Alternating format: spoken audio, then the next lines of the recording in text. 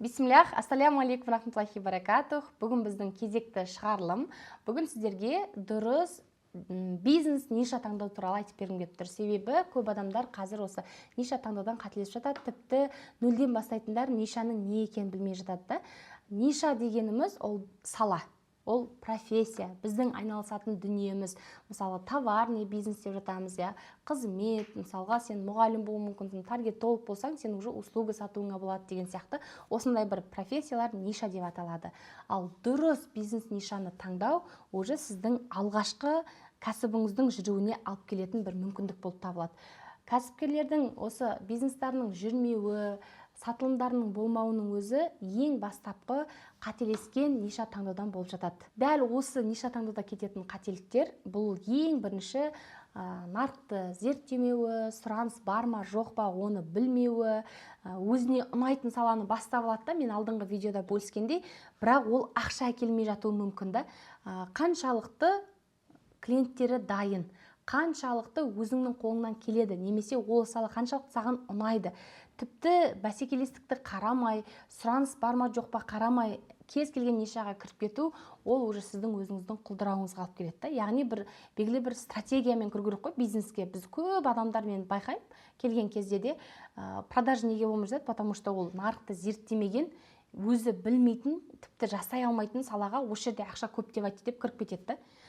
Жалпы осы бизнесті ниша таңдаған кезде, осы бизнес ниша деп алып жатырмын. Неге? Себебі бұл сізге ақша алып келетін, сіздің кәсібіңіздің алғашқы қадамы болып табылады. Осы сала таңдаудан қателеспесеңіз, сіз уже табысты болып бастайсыз. Алғашқы қадамыңыз осы болу керек қой. Нық қадам деп жатамыз ғой. Көп адамдар сосын осы нишаны таңдаған кезде бір 2 жыл, 3 жыл, 5 жылдық стратегиямен таңдамайды.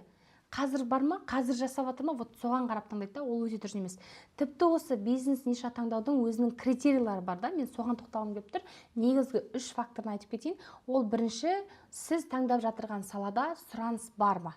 Сіз мысалға мұғалім болайын жатырсыздар, сол салада сұраныс бар ма? Мұғалімдерге всегда сұраныс бар.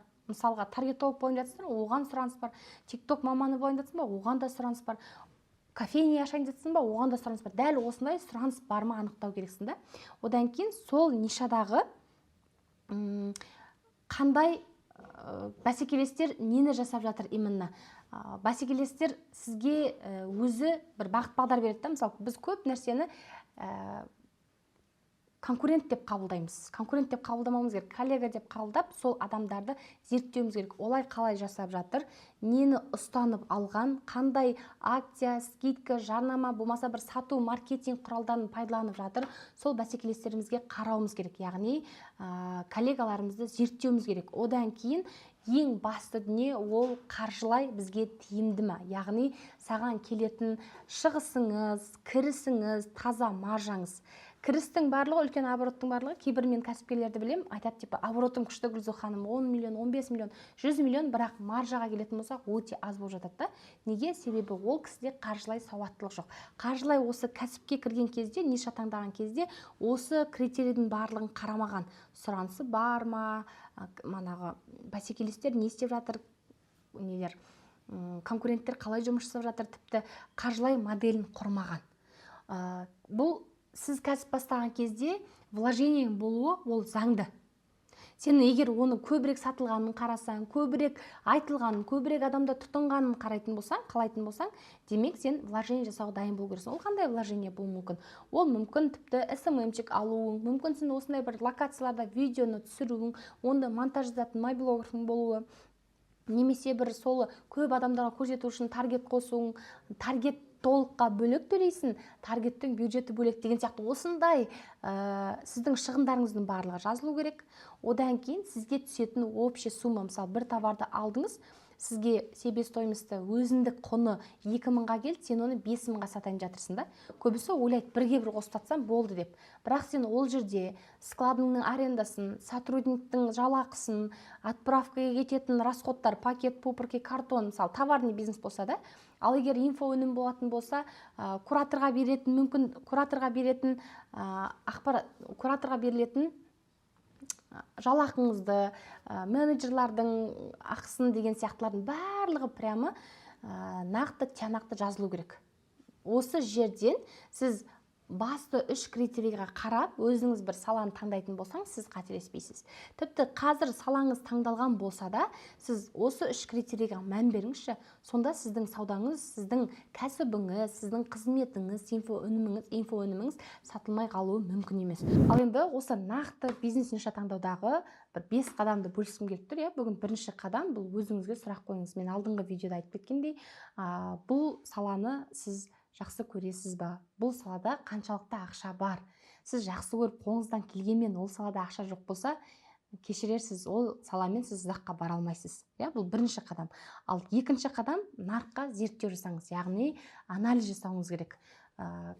Біздің конкуренттер қалай жұмыс жасап жатыр? Вообще оларда продажа болып жатыр ма, сатылым бар ма деген сияқты.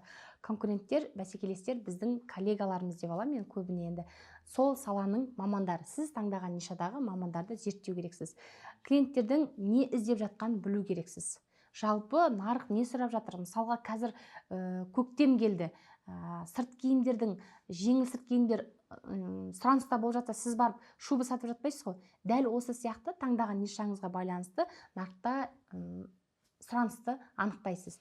Одан кейін үшінші қадамымыз бізде минималды тест жасап көру. Мысалға, дәл осы банағы нарықты зерттеген кезде, мысалға сіз торт пісіретін бір нишаны алсақ, торт нишасын нарықта жаңа 3D торттар сатылып жатырған кезде сіз вупы-пай немесе молочный девочка сатып отпайсыз, сол сияқты да. Енді өзіңіздің осы таңдаған нишаңыз бойынша уже минималды тест жасап көресіз. Өзіңіздің өніміңізді, қызметіңізді, товарыңызды OLX-қа, Instagram-ға, TikTok-қа салып сатып көріңіз.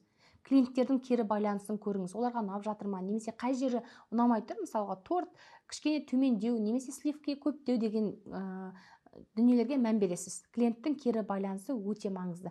Бірақ сұраныста бар сол өнім сізге табыс әкеліп жатыр ма, уже соны ары қарата қаржылай моделін есептеп бастайсыз. Дәл осы өнімді сіз табысты болу үшін қанша инвестиция керек? Мысалға, бастау үшін торт саласына кіргіңіз келсе, сіздің ингредиенттерге қанша теңге кетеді? Ал егер сіз товар сатқыңыз келсе, сол товардың өзіндік құны қанша? Және қандай шығындар бар сізде? Мүмкін склад алып жатырған шығарсыз, сотрудниктер бар шығар, жауап беріп отырған менеджерлар бар шығар деген сияқты. Солардың жалақысын, шығындарын ескере отырып, үстіне өзіңіздің таза маржаңызды қосып сату керек боласыз. Яғни, маржа, кіріс, шығысыңызды есептеуіңіз керек. Бұл қаржылай басқаруды білмей жатырып, осындай қаржылық модельді жасамай жатып, бизнесқа кірсеңіз, уже шығынға батасыз. Себебі менде бір кәсіпкер болған, Қызылордадан келген, алтын нишасындағы есімі Шынар ханым. Шынар ханым айтқан, Гүлзат ханым, мен налог төлейтін кезде 8 миллион төлей алмадым дейді. Себебі дәл осы менің сабағымда қаржылай сауаттылықты көріп айтады.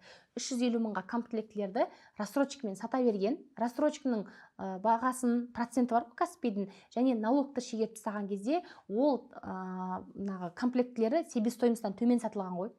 Сөйтіп ол не өзі пайда көрмейді, не налогын шығара алмай қалады. Егер сіз осы қаржылай модельді есептемей кәсіпті бастап кететін болсаңыз, осындай шығынға ұшырауыңыз әбден мүмкін. Енді 5-ші қадам бізде уже дайын бизнесті іске қосу. Бұл қалай?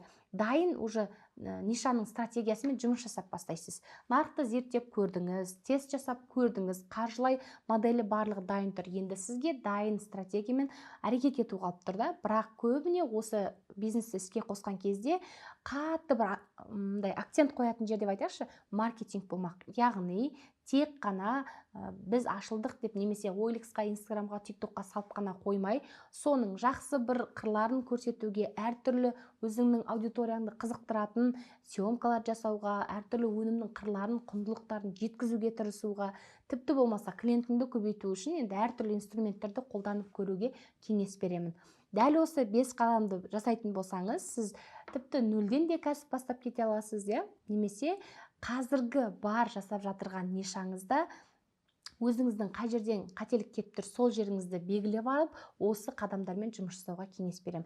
Енді маңызды осы ниша таңдаған кезде 3 ереже бар, соған сүйенсеңіздер, ол қандай ереже болуы мүмкін? Ең басты ережелер бізде ниша таңдағанда эмоцияға емес, кішкене бір деректерге сүйену керек та, анализ жасау керек деп айттым ғой. Ең бірінші фактор осы. мысалға, ой, қазір деген осы нәрсе хит болып жатыр екен дейді да, бізде көбіне мынандай ғой, елка күшті сатылады, қазір елка сатылады, елканы әкеліп сата алмай қалады. Немесе эко шуба күшті сұраныста болып жатыр, эко шубаға ақшаны салып жібереді де, оны да сата алмай қалады. Осындай болмаса бір қазір дейтін тренд болып жатыр деп товарға ақша салып жүру емес, немесе бір ғана саланы оқиды да, сол сала жүрмей қалса отырып қалу емес, әрқашан тұрақты сізге табыс алып келетін нишаны таңдауға тырысуыңыз керек та. Екінші ереже, басты қағида, бұл бәсекелестерді зерттеу. Конкуренттер деп айтып кеттім ғой, конкуренттерді всегда зерттеп, тест жасау керексіз. Бұлсыз болмайды. Себебі нарықта қандай сұранысқа ие болып жатыр? Алдыңғы айтып кеткендей, мысалға, қазір нарықта 3D торттар шығып кетсе, болмаса жаңа бір процедуралар келіп қалса да, сіз ескі бір шприцпен укол салам, немесе сол выпупаймен молочный девочка сатам деп отырмайсыз ғой. Сол үшін қазір нарықты зерттеп, сұраныста ие болып жатқан дүниелерді қосуға тырысу керексіз, өзіңіздің нишаңызда, иә. И үшінші нақты ереже, бұл ұзақ мерзімді табыс алып келетін нишаны таңдауға тырысу керексіздер. Көп адамның қателігі осы жерде. Келеді де айтады, Гүлзу ханым, мен бастап көрейін, болса болады, болмаса болмайды дейді да. Бұл өте үлкен қателік. Сіз нақты таңдаған нишаңыз бойынша зерттеулер жасап, ол қаншалықты сұранысқа ие болады, қаншалықты дамиды алдағы уақытта. Мысалға, біздің өзіміздің Queen Life компаниясының неге именно бірінші өнімі шампунь бальзам? Себебі шашы түсетін адамдарды, қайысқақ, шашы боялған адамдарды емдік керек, тіпті құрамы халал болуының өзі, енді оның құрамында біздің шампунь бальзамдардың арган ойл, биотин, кератин деген витаминдер бар да. Осы дүниелер қаншалықты адамдарға керек деген статистиканы қарап көріңіздерші. Сонда уже сіздер ниша таңдаған кезде осындай анализдерді жасаған кезде кәсібіңізді жүретіндігін түсінетін боласыздар. Бұл нақты ереже, енді алдағы уақытта бұдан да бөлек сіздерге пайдалы дүниелермен бөлісуге тырысамын. Ол үшін сіздердің де маған көмек керек болады. Мен сөйлеуім үшін, ашылуым үшін, жауап беруім үшін белгілі бір спрос болу керек та, яғни белгілі бір сұраныс болу керек. Ол сұранысты туындататын ол көрермендер сіздерсіздер. Каналға тіркеліңіздер, ұнаса лайк басыңыздар, өздеріңіздің ойларыңызды төменге бөлісіп отырыңыздар.